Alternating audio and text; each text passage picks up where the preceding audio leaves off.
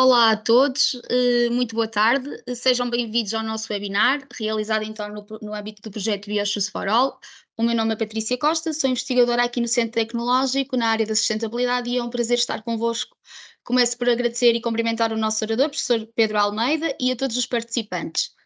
Durante o webinar poderão colocar algumas questões que tenham no botão PIR, perguntas e respostas, pedia-vos para escreverem lá as vossas questões e no final temos cerca de 15 minutos para abordar todos os temas do vosso interesse.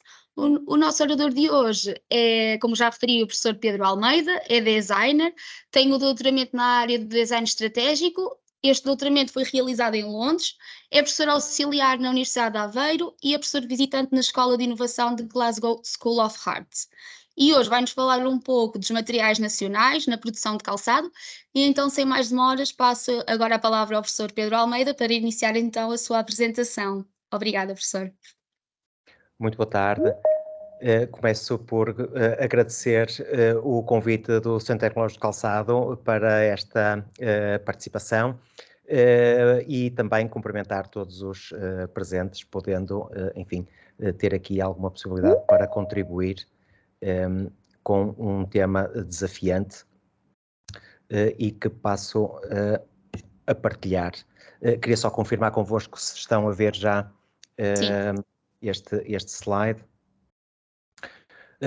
Ora, muito bem, estamos aqui perante um tema da maior pertinência e, no fundo, esta ideia de abordarmos materiais nacionais na produção do calçado coloca hoje um conjunto de desafios, mas também oportunidades às empresas em Portugal. Vou passar à frente deste slide, agradecendo também a apresentação que já foi feita e dividiria talvez esta apresentação em três componentes fundamentais. Portanto, uma primeira questão que se debruça sobre a seleção de materiais, e há aqui diferentes abordagens que podem ser consideradas. Depois, uma outra parte mais diretamente relacionada com materiais biológicos nacionais. Aqui o biológicos pode ser considerado também como orgânicos, ou seja, biológicos não no sentido até que o setor da alimentação nos traz, isto é, com ausência de químicos, mas serem materiais orgânicos por oposição a materiais sintéticos, por exemplo. E por fim, analisaremos um conjunto de casos onde podemos ver com maior detalhe alguns fatores relacionados com os processos de seleção de materiais e as implicações que isso tem até em termos organizacionais e também exemplos dos materiais que são incorporados por esses casos. Em relação à seleção de materiais propriamente dita, eu creio que há aqui dois assuntos que me parecem pertinentes. Por um lado, é o modelo de seleção dominante, ou seja, o modo como tradicionalmente se procede à seleção de materiais e como isto pode constituir, digamos, um contraponto com modelos de seleção alternativos, designadamente por opções em torno de materiais orgânicos ou reciclados ou até provenientes de excedentes da indústria. Talvez possamos dizer que o modelo de seleção dominante e aquele que se calhar mais caracteriza o grosso das empresas em Portugal é o tradicional recurso a fornecedores, sejam eles nacionais ou internacionais, mas haver aqui, digamos, uma oferta que é proposta pelos fornecedores e que as empresas muitas vezes se limitam a optar por um determinado tipo de material ou outro, muitas vezes influenciados por tendências de consumo ou por aquilo que são os lançamentos de marcas que acabam por ditar de alguma forma essas tendências, sendo tendências lançadas pelas marcas, sejam tendências de consumo, como por exemplo hoje a opção por materiais reciclados ou os chamados, entre aspas, vegan, ou materiais biológicos, mas há aqui também outras condicionantes, muitas vezes, que influenciam esses processos de decisão, designadamente a pressão do marketing na promoção de materiais, e aqui o marketing desempenha um papel muito forte no que diz respeito a tornar visíveis determinados materiais e que passam a ser do maior conhecimento, por exemplo, em detrimento de outros que possam até ser interessantes, mas que não beneficiam dessa visibilidade que o marketing consegue promover. Temos aqui também o fator preço, muitas vezes como condicionante, ou seja, há empresas que acabam por poder optar por um determinado tipo de, ou gostariam de optar por um determinado tipo de material e acabam por esbarrar em limitações de preço. Uma outra limitação pode ter que ver com os próprios sistemas de produção implementados, ou seja, até que ponto as empresas poderão, ou os sistemas produtivos poderão acomodar matérias-primas com características um bocadinho diferentes e as implicações que isso possa ter em termos de produção propriamente dita. Ou as próprias limitações do modelo de negócio que tem um departamento de compras ou que, enfim, lida diretamente com alguns fornecedores e acaba por ter algumas limitações no que diz respeito à incorporação de materiais alternativos que podem ter implicações, seja na forma como as empresas operam, seja nos tipos de produção internos que estão instalados. Esta imagem é uma imagem, enfim, que pode ajudar a caracterizar aquilo que é, enfim, o imaginário das sapatarias, muitas vezes centradas no fator preço. Ou seja, há modelos de negócio que privilegiam a produção em grande escala, o que faz com que haja aqui, enfim, a opção por materiais mais económicos. Estamos a ver aqui até alguns exemplos de marcas que, pela força que têm em termos de mercado, a questão da marca acaba por ser mais importante até do que o tipo de material com que os sapatos são produzidos, mas na verdade os exemplos que temos aqui assim à frente são sintéticos, na maioria, não é? Há outras situações que podemos ver lá ao fundo, onde temos peles, mas no fundo há aqui uma lógica muito centrada nas questões do preço, ou seja, há aqui uma estratégia de atuação que tem o preço baixo como fator primordial. E se calhar nos modelos de seleção alternativos, estas questões acabam por ser um pouco diferentes, ou seja, temos aqui a ideia do Unique Value Proposition, que significa o quê? Significa que o calçado é vendido dentro de uma lógica de comunicação não centrada no preço, mas centrada numa ideia central muito forte, que visa passar determinado tipo de valores, produtos que têm uma carga simbólica também ela muito forte. Estamos a falar de produtos muitas vezes até de nicho, mas que há aqui uma ideia central que caracteriza toda a gama de produtos, ou a série de produtos, ou até a marca no seu todo, e vamos ver alguns exemplos deste tipo.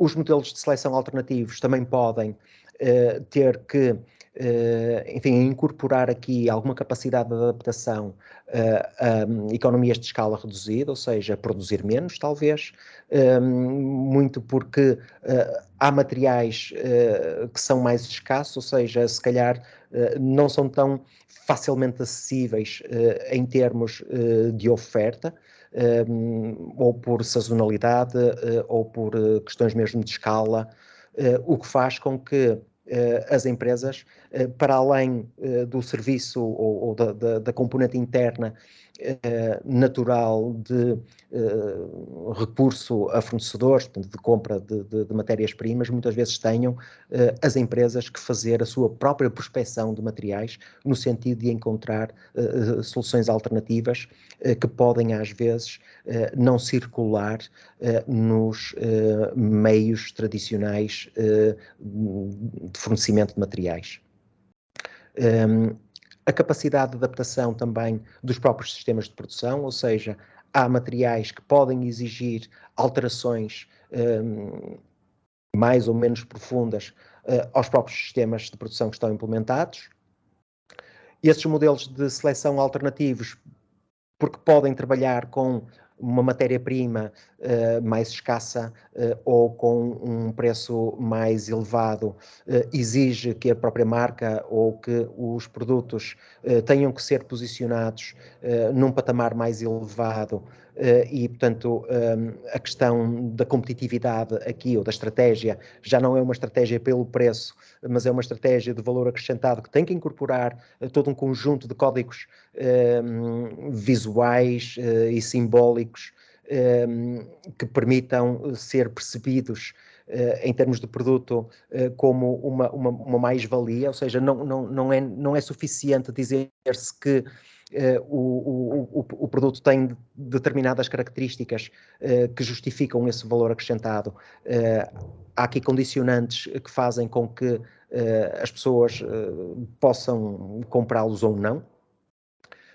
E isso prende-se também com a capacidade de comunicação das próprias empresas, ou seja, até que ponto as marcas conseguem comunicar junto das suas audiências de uma forma convincente, mas sobretudo de uma forma ressonante, por forma a criar, digamos, associações de natureza simbólica e emocional entre os consumidores e a sua oferta, o que faz que muitos até dos exemplos que possam ser apresentados, que recorrem, digamos, a estes modelos de seleção alternativos, se enquadrem numa lógica de sistemas marca-produto ou até mesmo serviço, ou seja, há aqui uma lógica de integração do produto ou do desenvolvimento das séries, que tem uma coerência de série para série, que tem uma coerência na forma como exploram e utilizam os materiais, que tem uma coerência na forma como comunicam os ideais, os valores e a própria essência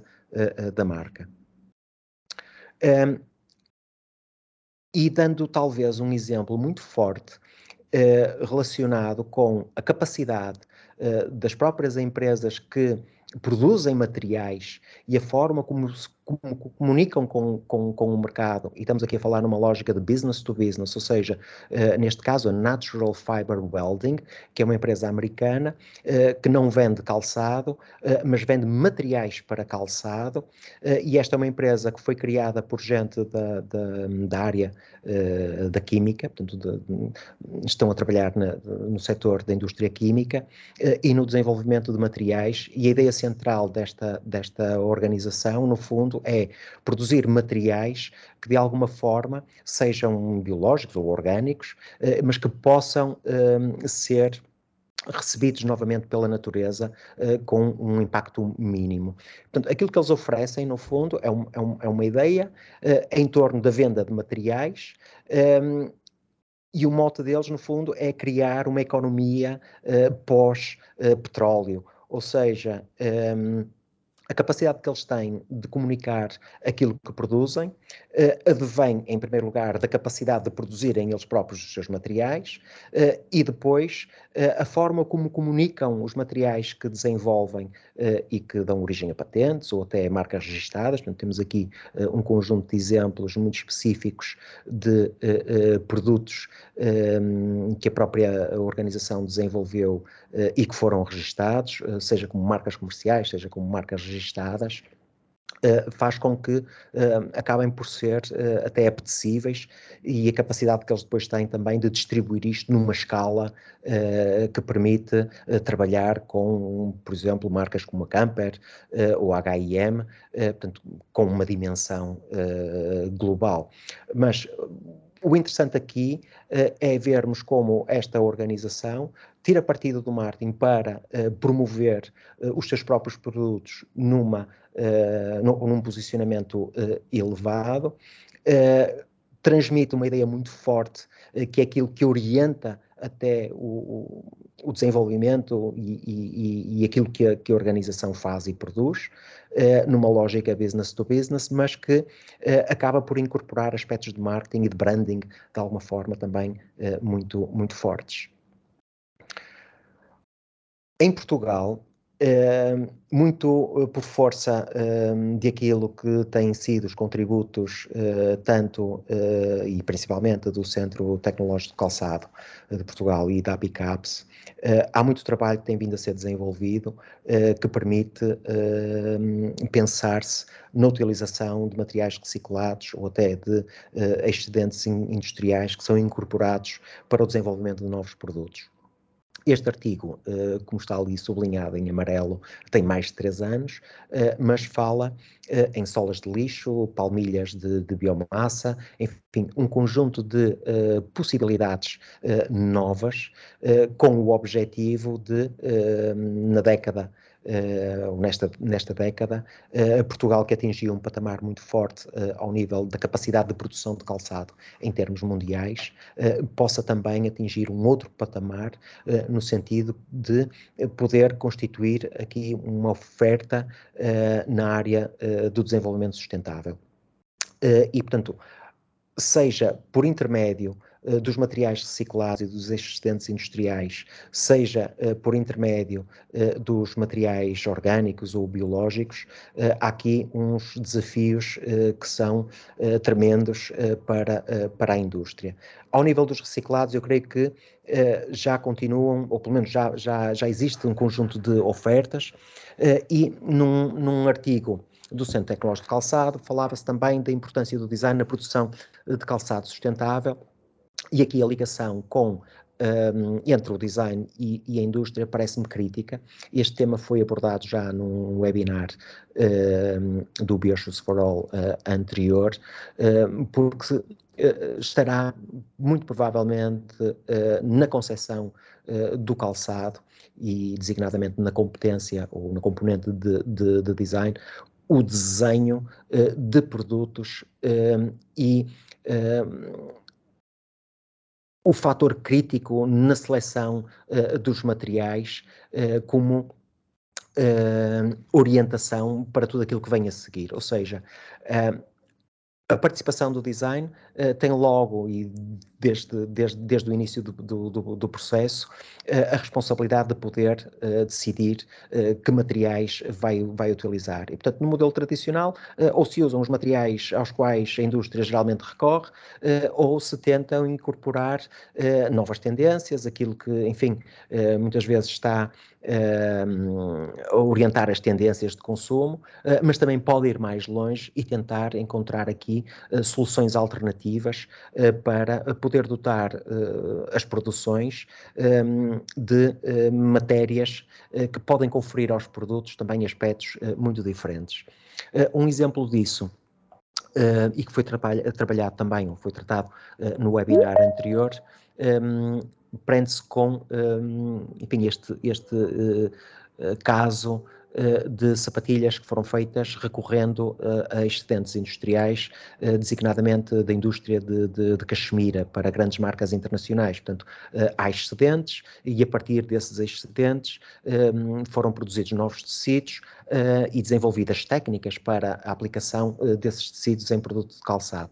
Se calhar estamos aqui a falar de nichos ou até de desenvolvimentos exploratórios, mas muitas vezes são nestes processos desenvolvidos pelo próprio design que podem ser encontradas novas possibilidades ou em termos de modelos de desenvolvimento que depois potenciam enfim, a produção de calçado e a possibilidade de saltarmos de uma escala reduzida, de nicho, para outras escalas. Mas isto para dizer o quê? Que o papel do design é absolutamente crucial nos processos de seleção dos materiais, porque são essas decisões numa fase inicial que vão ter implicação com aquilo que virá a seguir.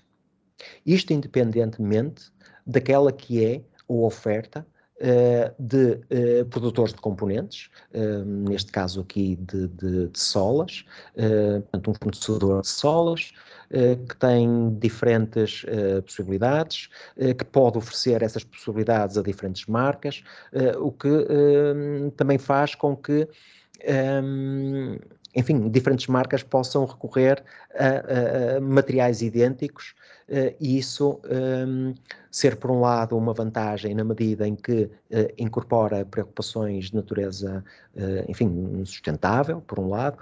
Por outro lado, as características destes materiais reciclados são tão visualmente fortes que podem fazer com que os produtos de uma marca depois se assemelhem aos produtos de outra marca. Mas, de facto, não é fácil chegar-se aqui a um modelo de desenvolvimento de componentes, incorporando seja matéria reciclada, seja materiais orgânicos, que partam da própria empresa, no sentido de constituir essa ideia do unique value proposition, ou seja, ter ali a tal ideia muito forte e que é diferenciadora da marca. Em relação aos materiais biológicos nacionais, se calhar o que pode ser dito é que nós temos em Portugal um conjunto de características e também uma tradição na produção de determinados materiais que podem reverter a favor da produção de calçado, designadamente o linho, que esteve em desuso e hoje há já tentativas no sentido de retomar esta produção, que está a acontecer em escalas muito reduzidas. Temos o caso do cânhamo, regulado pelas normas da União Europeia, mas que já começam também a aparecer no calçado. Temos o caso da lã e do burel, no caso do burel, fortemente catapultado por aquela que foi a capacidade de marketing enfim, de uma empresa que acabou por resgatar um sistema de produção ali na zona da Serra da Estrela e criar uma marca com o próprio nome Burel. Temos o caso da cortiça e depois também o caso do couro curtido a vegetal, que não sendo ou que não recorrendo sempre a peles produzidas em Portugal, portanto há aqui muita importação, mas constitui também uma opção numa lógica também de sustentabilidade, pensando também na indústria de cortumes em Portugal, já pelo menos alguns exemplos vocacionados para a curtimenta vegetal. Sobre o linho, há uma forte tradição da cultura do linho em Portugal. Hoje ele é residual quase e existe, enfim, em comunidades rurais. A produção, podemos dizer que é feita em diferentes escalas. Há uma indústria de fiação, mas a produção do linho, sendo desenvolvida por comunidades rurais, ainda, enfim, está limitada aqui a uma escala muito reduzida, mas o linho é um material com características e com propriedades muito interessantes, porque oferece diferentes fibras para diferentes aplicações, sendo que essas aplicações hoje são predominantes na indústria do vestuário, muito também para mercados de nicho.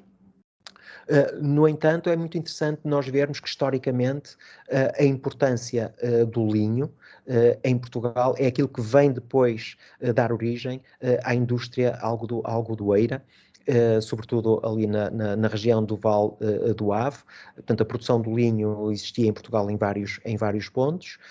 Entretanto, foi, entre aspas, substituída pela indústria do algodão e portanto, no setor têxtil, caiu de alguma forma em desuso, mas é curioso vermos que é no linho que está o saber fazer que foi depois apropriado pela indústria do algodão. Aqui alguns exemplos da transição do linho, ou seja, o linho enquanto planta, depois ao centro, após um primeiro processo de tratamento, e aqui nesta imagem à direita temos já a fibra do linho. O linho é uma planta muito interessante porque ela é constituída por várias fibras. Portanto, nestas hastes, nós temos lá dentro diferentes fibras, umas mais grossas, e no interior a fibra mais fina, que era usada, por exemplo, ou que ainda é usada nas rendas de bilros, que é um tipo de renda muito fino e que recorre à fibra mais fina do linho. E nesta imagem, que foi retirada no Museu do Linho e do Milho, em Matosinhos, aquilo que nós podemos ver aqui na parte de baixo da imagem é a passagem, portanto, da planta a diferentes tecidos. Portanto, nós temos o tecido de linho, que é a estopa, que é um tecido mais grosso. Depois temos enfim, um linho forte, o que eles chamam o linho grosso, e depois o linho fino. O linho fino era usado, sobretudo, para, enfim, aquelas peças de vestuário ou até de casa mais nobres. A estopa, que é um tecido mais forte, mas mais áspero, com outro tipo de aplicações. As próprias sobras de trabalhar o linho eram usadas para encher colchões, mas há aqui um saber artesanal e até ancestral que pode ser incorporado nos processos de desenvolvimento para o calçado atuais, porque se para a indústria do vestuário, se calhar, pretende-se o linho fino, no calçado, a própria estopa pode ter comportamentos muito interessantes no calçado. Hoje em dia, aquilo que vemos, portanto, é a indústria do linho ou a produção de linho muito relacionada com, enfim, estas comunidades rurais. Há um conjunto de museus, tanto em Guimarães como em Lamego, como em Arouca ou em Tondela, que falam sobre aquilo que foi a cultura do linho em Portugal.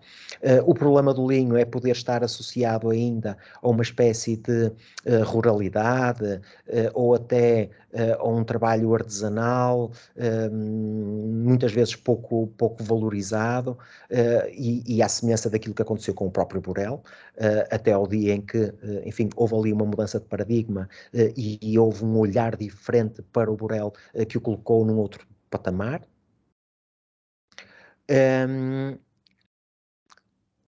A produção de linho, sobretudo na indústria têxtil, em Portugal, começa, enfim, a dar sinais de desenvolvimento muito interessante, e até que ponto se podem estabelecer aqui parcerias ou ligações entre os setores da indústria do calçado e do têxtil, por forma a explorar recursos produtivos, industriais, que estão a ser instalados em Portugal, e poder-se tirar partido também dessa produção. Em relação ao cânhamo, este estabelece semelhanças com a fibra do linho, há um conjunto de normas europeias para controle da produção, há já alguma produção em Portugal, e novamente aqui esta ideia de articulação entre setores pode ser interessante, e temos na Europa alguns países que estão a produzir uma parte significativa daquilo que é a produção, enfim, a nível mundial. Portugal ainda não aparece nas tabelas. A indústria têxtil, portanto, está a tirar partido da fibra do cânhamo, que, tal como o linho, pode ter aqui diferentes tipos de tecido e, portanto, ter diferentes tipos de aplicação também. Agora, não há dúvida em relação à proposta do linho enquanto matéria-prima de natureza sustentável. e a expressão que está a ter na indústria têxtil vai ganhando também alguma presença na indústria do calçado, e sobre, digamos, aquilo que podem ser as implicações das empresas ao nível da obtenção de matéria-prima. Apresento aqui um caso da construção civil, ou da construção, onde uma empresa acaba por investir na produção de cânhamo, portanto, na plantação do próprio cânhamo, para alimentar a sua própria produção de blocos para a construção. É evidente que, para a maior parte, se não para a totalidade das empresas, ter uma produção de matéria-prima própria é absolutamente impensável. Agora, o que podem é existir ligações, parcerias entre quem desenvolve este tipo de matéria-prima e promover aqui a articulação entre setores. O burel, que provém da lã. O burel é um tecido que é produzido em tiares, que depois sofre um processo de aperto para tornar esse tecido muito fechado. Portanto, uma tecelagem primeiro e depois, tradicionalmente, há um batimento para que a malha seja mesmo muito apertada, e isso faz com que o burel possa ser repelente à água, possa ter propriedades boas a nível térmico, por exemplo, possa incorporar diferentes cores, que é isso que depois passou a ser desenvolvido pela própria marca Burel.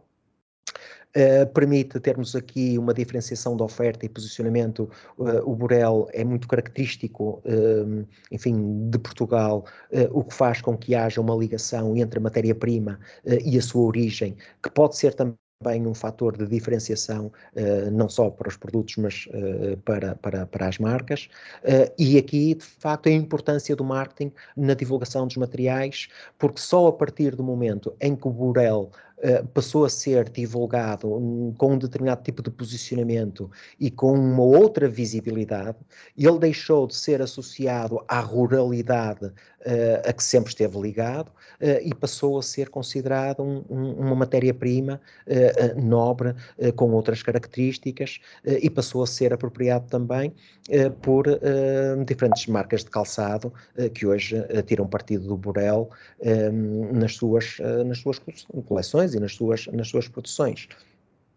Portanto, há por um lado este aspecto do marketing no dar visibilidade a um material tradicional, mas que foi possível depois do próprio material poder adquirir novas características, sobretudo a nível visual, ou seja, o burel tradicionalmente tinha 3 cores, um cinzento, um castanho, um preto, que provinha muito também da cor da lã que era obtida a partir das diferentes raças de ovelhas aqui na região.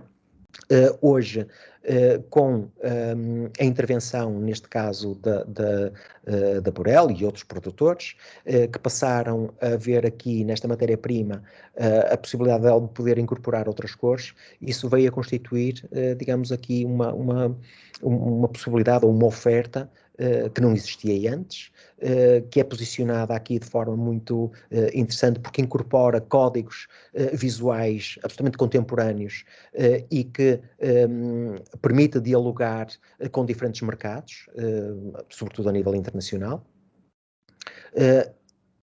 E a partir de uma matéria-prima tradicional, constituir-se aqui uma oferta de grande valor acrescentado.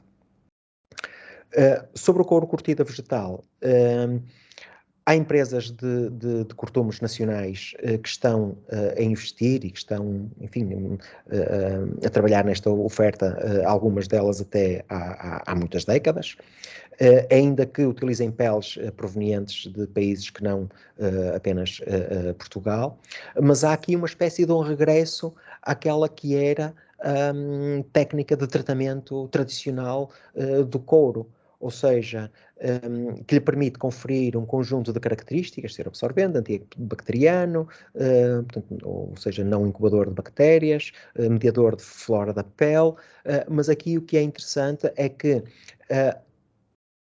a produção, ou melhor, a indústria dos cortumes altamente poluente, designadamente com a utilização de crómios e enfim, metais pesados, fez com que fosse possível acelerar grandemente os processos. E, portanto, esta é a grande, entre aspas, desvantagem de quem trabalha ou de quem opta pelo couro curtido vegetal, por causa do tempo que este processo demora. Portanto, por exemplo, usando as mimosas ou matérias tradicionais no tratamento das peles, que são bastante mais demorados, mas que podem conferir ao produto características também de valor acrescentado e comunicar os produtos também numa lógica muito mais sustentável, na medida em que evita, enfim, aqui aspectos poluentes. Devo destacar aqui também o papel do Centro Tecnológico de Calçado da Apicaps na divulgação de informação, enfim, mais rigorosa sobre aquilo em que consiste o couro curtido vegetal e aquelas que são as suas principais diferenças com outras abordagens, igualmente comunicadas pelo marketing e com enorme sucesso, como por exemplo chamado couro, enfim, vegan, não é? Que acaba por ser, digamos, uma matéria-prima não 100% orgânica ou biológica, não é? Aqui um exemplo dos cortumes Benjamin, que se dedicam, portanto, às gerações, ao tipo de curtimenta vegetal, mas seja pelo linho, seja pelo burel, seja pela curtimenta vegetal, o que nós falamos hoje também é um fenómeno de regresso às tradições. Houve muitos avanços em termos de aceleração dos processos, mas chegou-se à conclusão que essa aceleração dos processos para aumentar quantidades tem contras muito nocivos em termos de sustentabilidade. E este regresso, digamos assim, às tradições pode conferir, por exemplo, ao produto de calçado português uma outra consciência, uma outra carga simbólica, uma outra camada de significados que permitam justificar enfim, preços mais elevados ou permitam-no trabalhar para nichos de mercado onde se paga mais pelo produto e alterar aqui talvez um pouco o paradigma numa produção mais consciente. Vendo aqui alguns casos, selecionei aqui a Sanjo, as portuguesas, a Zuri, aqui um caso um bocadinho lateral, como a retrosaria Rosa Pomar e o Cortebel 50, e o conjunto destes casos permitem perceber-se, digamos, esta ideia do Unique Value Proposition. E então, no caso da Sanjo, portanto, um ícone do calçado português, que teve várias fases de renascimento, sendo esta última até a mais bem sucedida, e que tem-se pautado até pela opção por materiais nacionais, em muitos casos, noutros casos não, mas vão adequando aqui a função do produto e os contextos de utilização do produto, também pelos materiais que são escolhidos. Aqui uma bombazine, mas que é comunicada também de forma a poder, enfim, associar-se a estas ideias que hoje são cada vez mais importantes na mente dos consumidores, não é? Portanto, o ser um produto vegan ou ter, incorporar características de sustentabilidade, etc. Portanto, pode não ser um material produzido em Portugal, mas por outro lado há este tipo de preocupações e, sobretudo, uma capacidade de posicionar o produto num contexto que tira partido destes códigos de comunicação contemporâneos, não é? É evidente que podemos falar também em termos de opções da própria Sanjo sobre a utilização de outras matérias-primas, neste caso a cordura, que tal como no exemplo anterior que vimos, daquela empresa americana, também promove muito bem os seus produtos. Aqui isto vem, enfim, desde a Segunda Guerra Mundial, com maior ênfase, mas no fundo são materiais com alta resistência e que são comunicados por forma a poderem as suas características de desempenho e de comportamento físico e mecânico serem adaptadas depois também às características do produto, e neste caso o Sanjo, que pretende, enfim, desenvolver sapatos para skate e que possam, enfim, os produtos também ser mais sujeitos a outro tipo de tensões. E depois, o caso entre a Sanjo e a Burel é muito interessante de se ver, porque não sendo ou não tendo sido o primeiro caso onde o Burel foi aplicado ao calçado, longe disso, talvez os primeiros exemplares de calçado produzidos com Burel tenham até já mais de 15 anos, talvez este tenha sido o caso onde, por força do marketing, tanto da Sanjo como da Burel, num reforço mútuo, não é? Tenha dado capas até de jornais e notícias que falam, enfim, numa aplicação revolucionária. Aquele que era um material tradicional, associado à ruralidade, de repente ganha uma nova vida, ganha um novo fôlego e acaba por ser, digamos, um caso também de sucesso, pelo menos no mercado interno, tanto por via de uma marca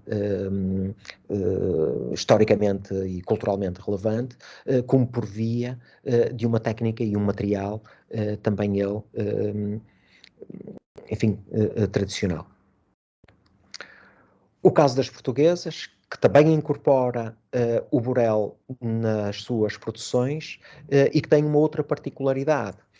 E aqui, se calhar, o Unique Value Proposition já não é o Burel, mas é exatamente a mistura entre a cortiça e a borracha.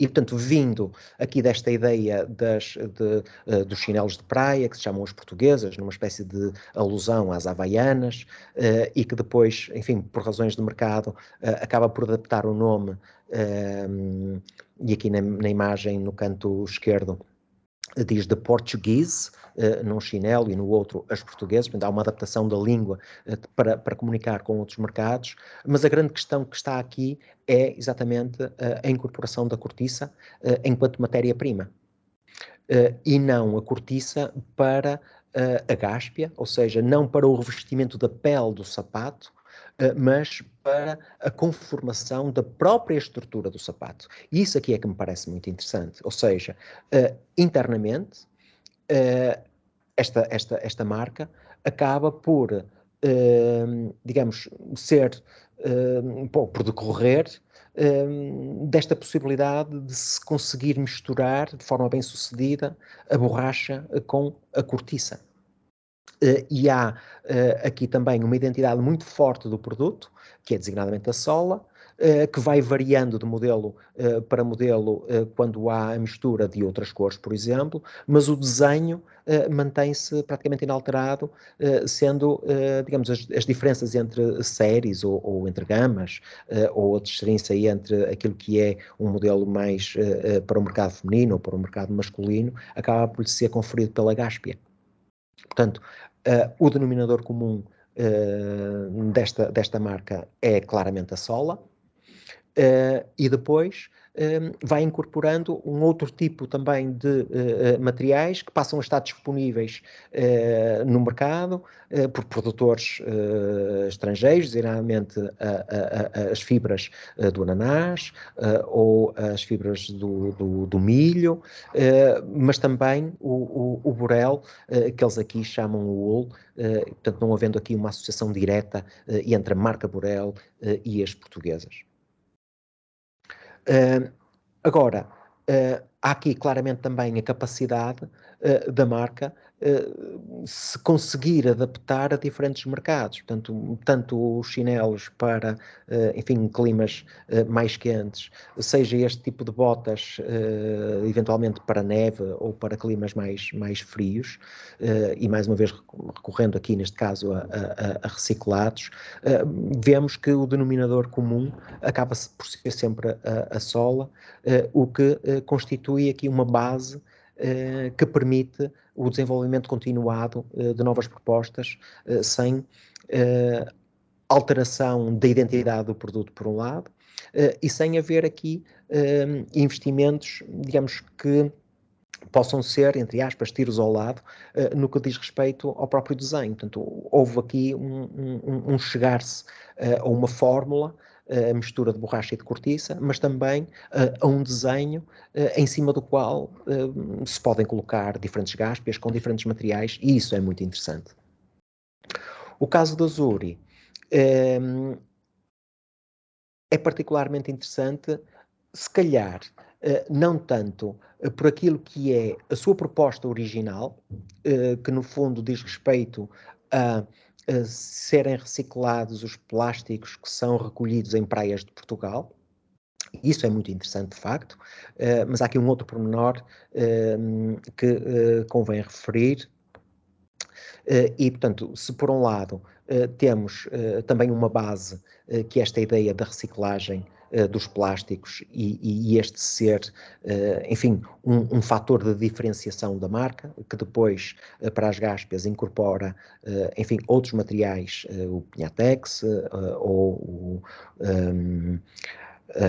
o linho ou o cânhamo, ou a pele de maçã e por aí fora. Portanto, qualquer um destes materiais acaba por ser, enfim, um acrescentar àquela que é a ideia central, que é esta do plástico reciclado, depois misturado com borracha, e que de facto confere uma característica e uma identidade muito forte ao produto, e isto foi desenhado de raiz, naturalmente, não é? Portanto, e aí a importância do design nestes casos. Mas há aqui um outro aspecto que é muito curioso. Se Portugal, por um lado, tem uma presença muito forte no mercado internacional e acaba por ter, enfim, um outro tipo de reconhecimento que não tinha há umas décadas atrás, ou seja, hoje o ser fabricado em Portugal é uma mais-valia, portanto pode ser um contributo para o valor acrescentado do produto.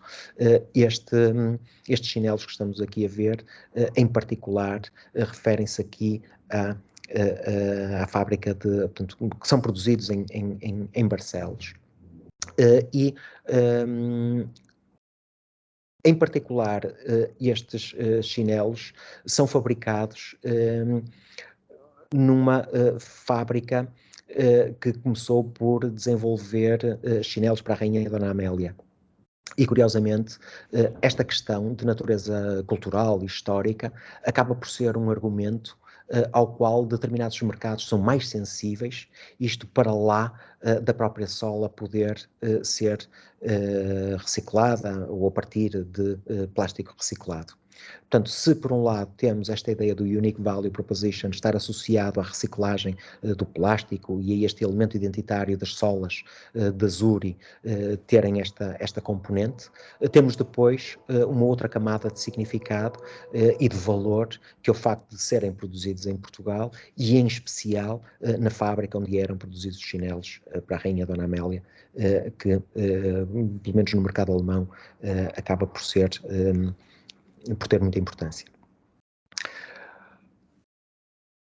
Este caso de retrosaria da Rosa Pomar, eu creio que é muito representativo daquilo que é o estabelecimento de um processo, a implementação de um processo que visa recolher a matéria-prima na origem. Portanto, a Rosa Pomar, uma pessoa interessada pelas questões da lã, e em particular pela lã nacional, aquilo que faz é um mapeamento das ovelhas ou das diferentes raças portuguesas, e curiosamente depois vai ter com os próprios pastores, que têm raças que até são menos apetecíveis ou que são mais difíceis de trabalhar e, portanto, não lhes permite ter, enfim, uma produção em escala, mas ela vai a essas pequenas produções e consegue obter matéria-prima que depois fia, tinge e que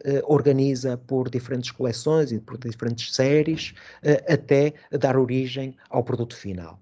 E, portanto, há aqui esta ideia de circularidade, por um lado, há esta ideia de domínio absoluto da cadeia de valor, portanto, do ciclo de vida, ou do ciclo na cadeia de valor, no fundo, quer dizer, desde a obtenção da matéria-prima na origem até ao desenvolvimento do produto final, que está toda em torno, que é construída em torno deste imaginário rural, mas que é trazido para o cosmopolitismo de Lisboa e ao qual lhe é conferido também uma ideia de mercado global e incorpora mais uma vez estes códigos de comunicação visual contemporâneos, não é? E depois vai ao calçado, recorrendo a produtores tradicionais, recuperando também modelos icónicos, igualmente tradicionais, como elemento complementar da lã.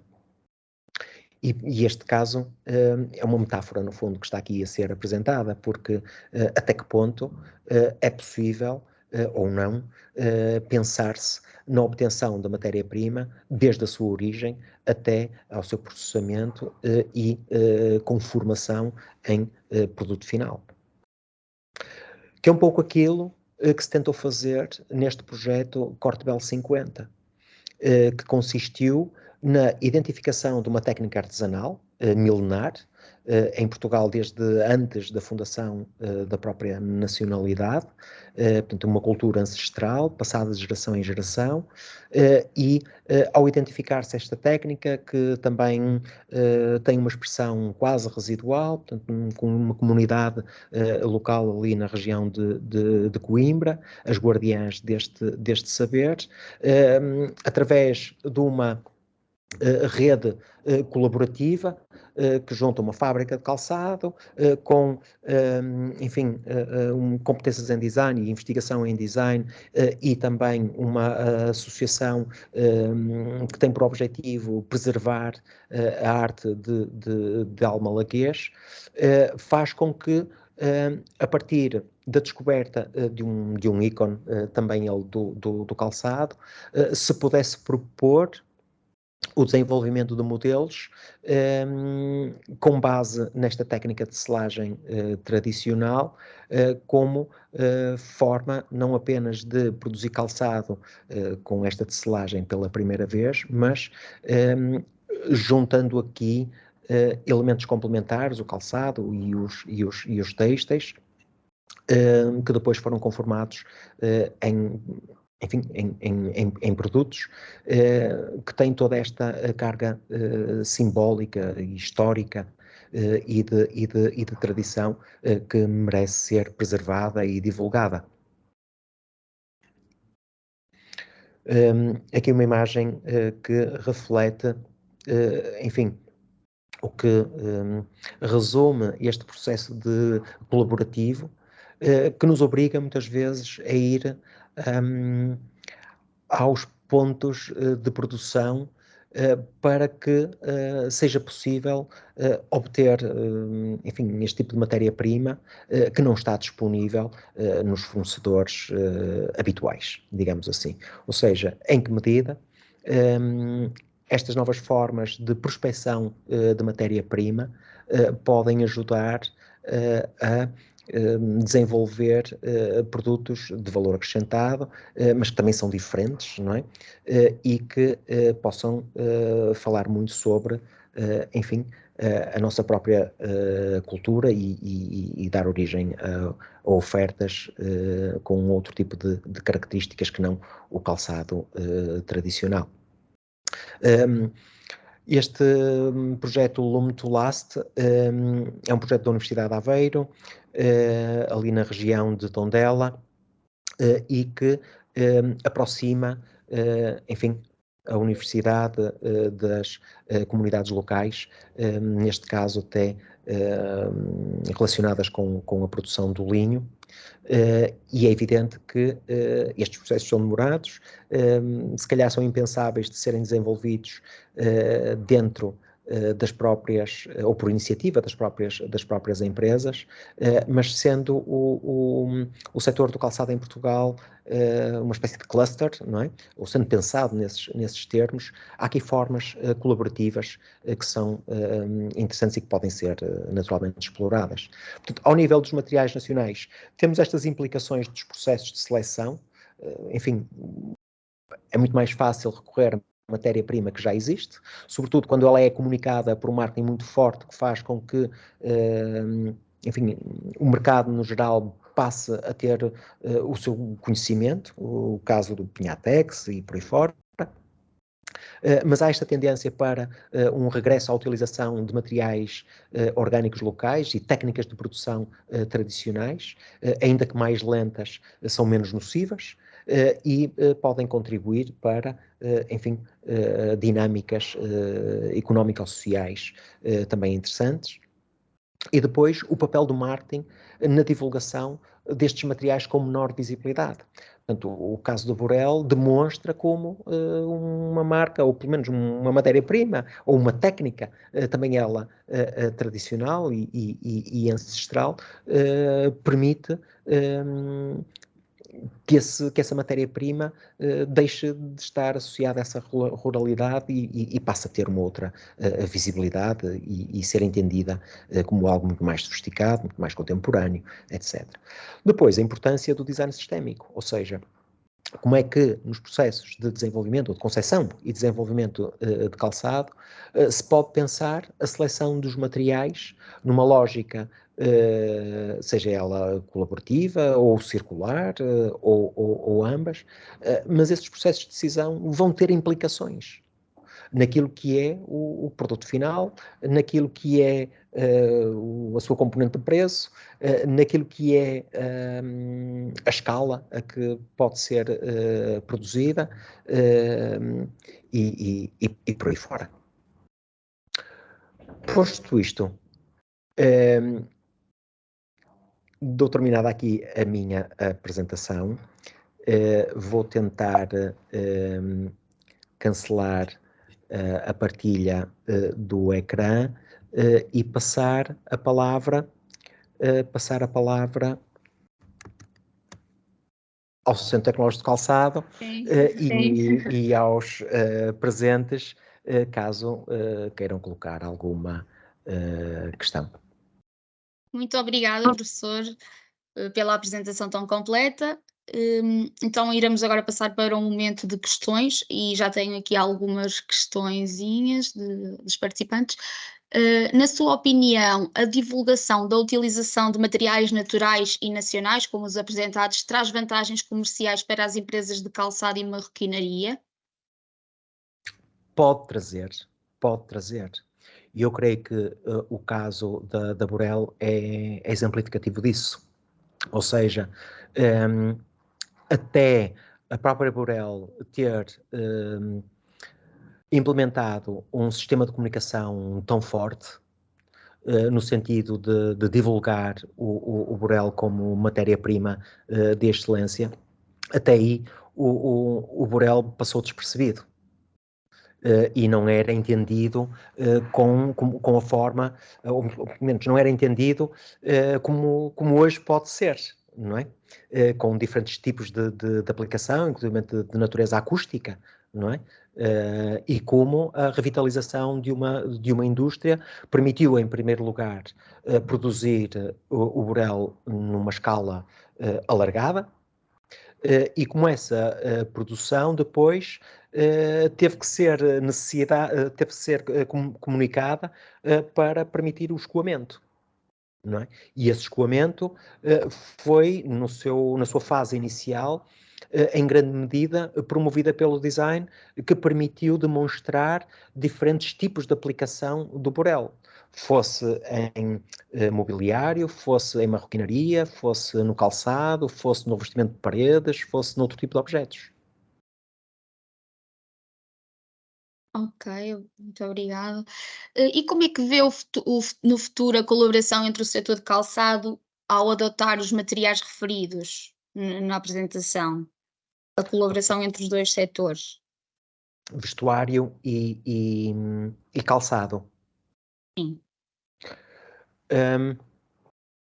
Podem existir diferentes níveis de colaboração, seja por via, por exemplo, dos excedentes industriais, seja por via de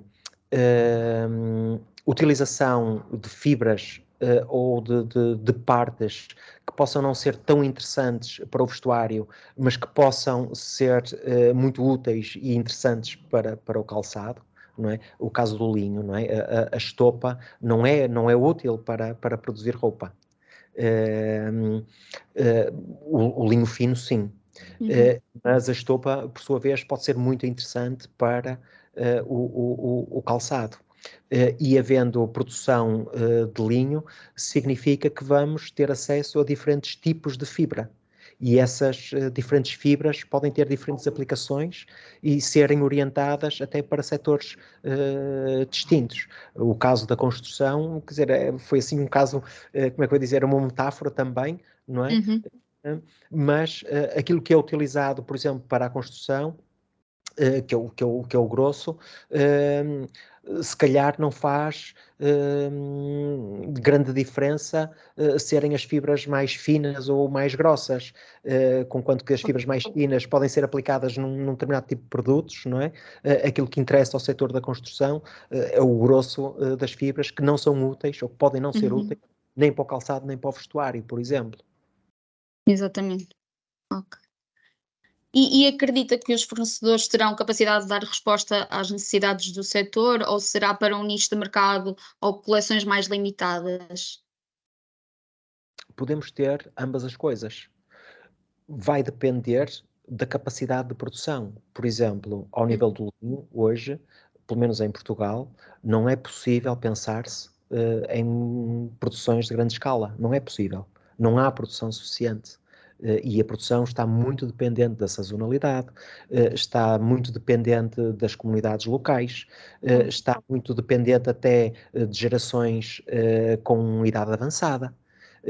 Está muito dependente daquilo que vai ser ou não feito em relação à preservação desses saberes.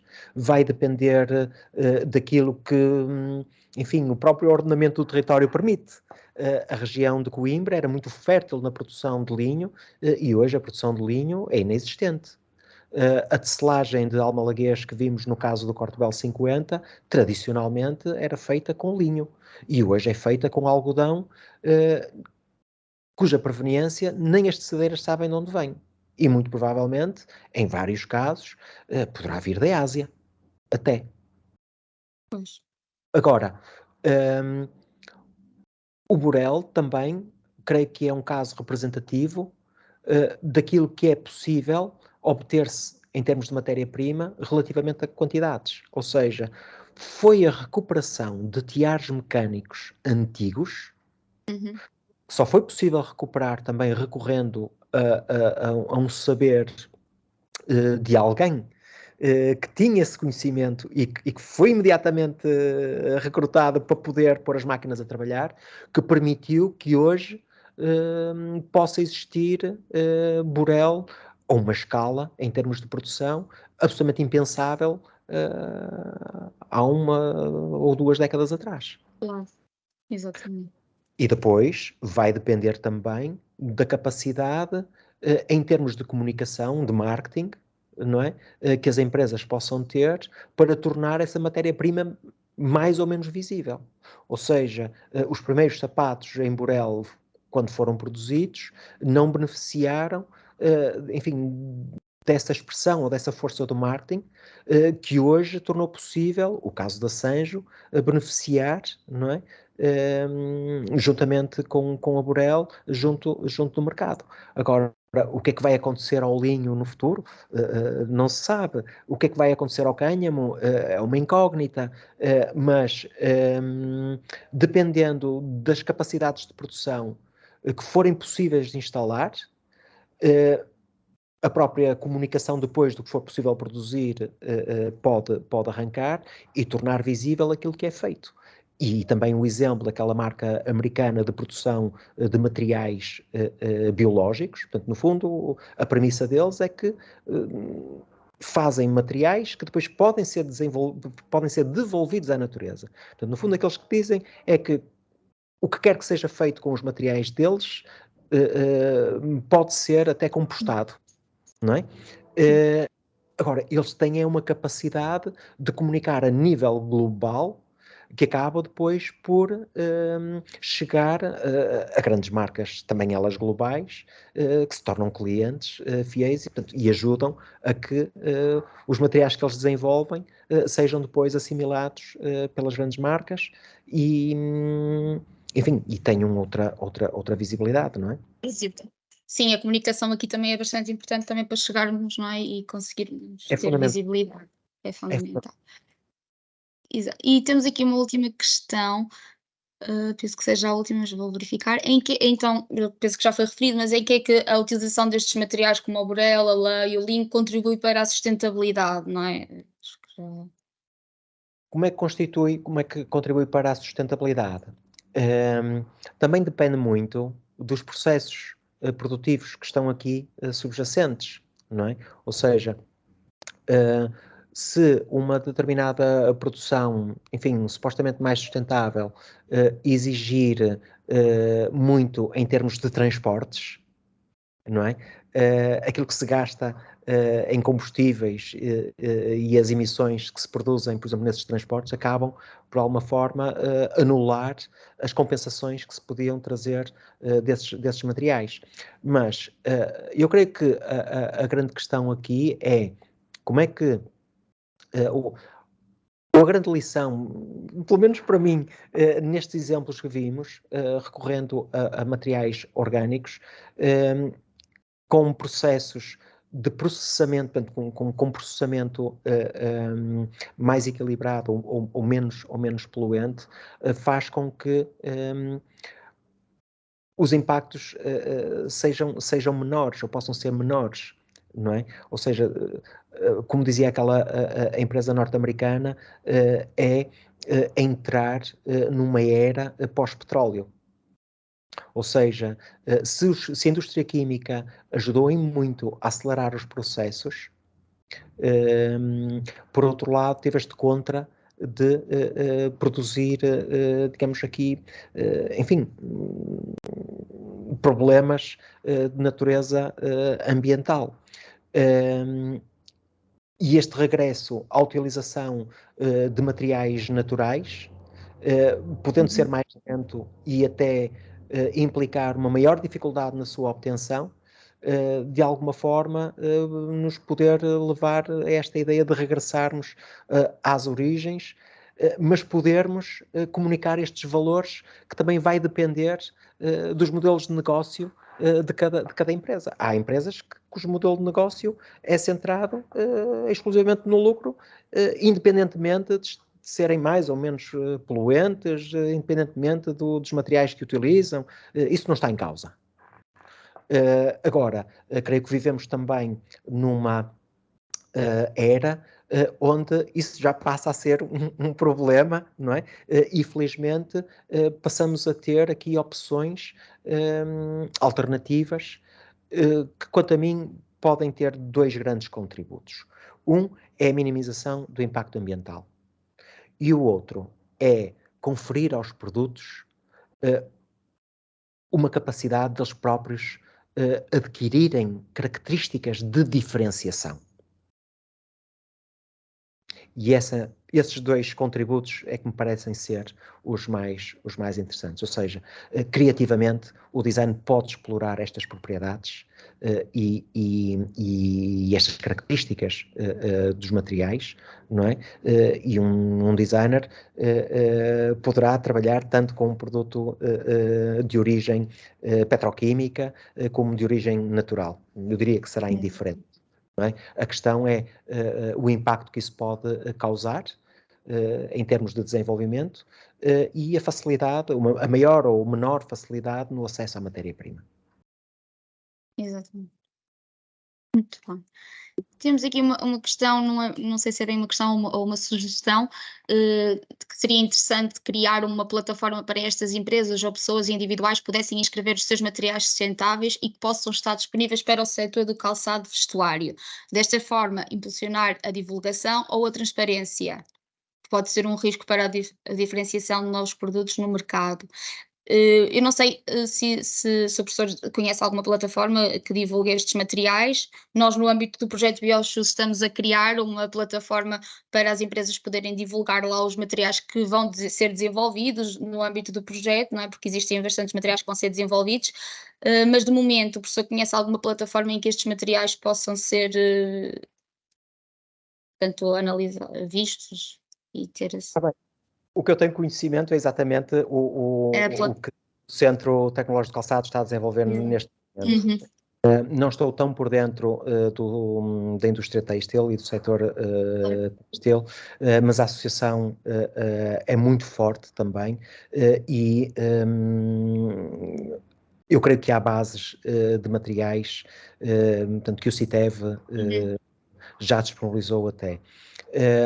Também convém falar-se no seguinte, portanto, uma coisa é aquilo que empresas como aquela norte-americana que nós vimos, ou como a Burel, aquilo que desenvolvem é matéria-prima, ou seja, aquilo que lhes interessa é vender o material que produzem, não é? Claro.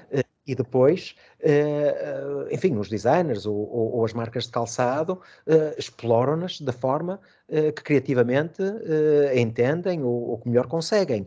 E vimos dois casos. Vimos o caso das portuguesas e vimos o caso da Sancho, usando exatamente a mesma matéria-prima, acabam por ter aqui propostas de produto que são completamente diferentes, não é? E, portanto, aí não colide a questão da concorrência ou da diferenciação do produto, não é? São produtos com características completamente diferentes. Portanto, aí a questão de usarem o mesmo material não é um problema. Claro. Da mesma maneira que não é um problema a utilização da pele de curtimento vegetal, por exemplo, não é? Exatamente. Porque depois o próprio modo como o produto é desenhado, trabalhado, ou a matéria-prima, não é?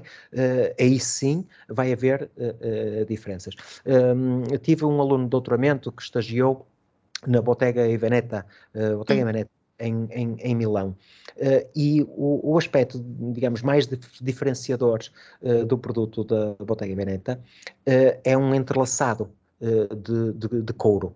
Portanto, é uma textura que eles produzem através do entrelaçar de pequenas peças, que é muito minucioso, é muito exigente em termos de tempo, em termos de, enfim, da qualidade da própria matéria-prima, a forma como é processada, trabalhada, cortada, etc., não é? Mas é esse o seu fator de diferenciação. E não deixa de ser pele. Ou seja, eles na altura tinham, e com certeza terão ainda, todo o departamento de design absolutamente fechado, sem haver qualquer hipótese de alguém de fora poder ver o que é que estava a ser desenvolvido, e eles estavam a desenvolver com 5 e 6 anos de adianto nas coleções, mas a verdade é essa, portanto, a matéria-prima deles é a pele. Depois a forma como cada um trabalha, isso já é outra coisa. Exato. Isso é o que diferencia o produto no fim e, portanto, pode ser a mesma matéria-prima, mas sair com dois conceitos completamente diferentes, não é? Exatamente. Pronto, penso que não temos mais questões e queria agradecer ao professor Pedro por toda esta sessão e pela sua disponibilidade e pela esta apresentação tão interessante. Gostava também de agradecer a todos os participantes pela disponibilidade Aproveito também para informar que na próxima terça-feira, no dia de 5 de dezembro, pelas 14h30, iremos ter mais um webinar BioShoes, o potencial da indústria de cortumos para a sustentabilidade, que vai ser dirigido pelo professor Alfredo Crespim, e convido a todos os participantes para estar presentes neste webinar. Sem mais questões, mais uma vez obrigada, professor, por toda a disponibilidade e obrigada a todos os presentes. Até breve. Boa tarde. Obrigada.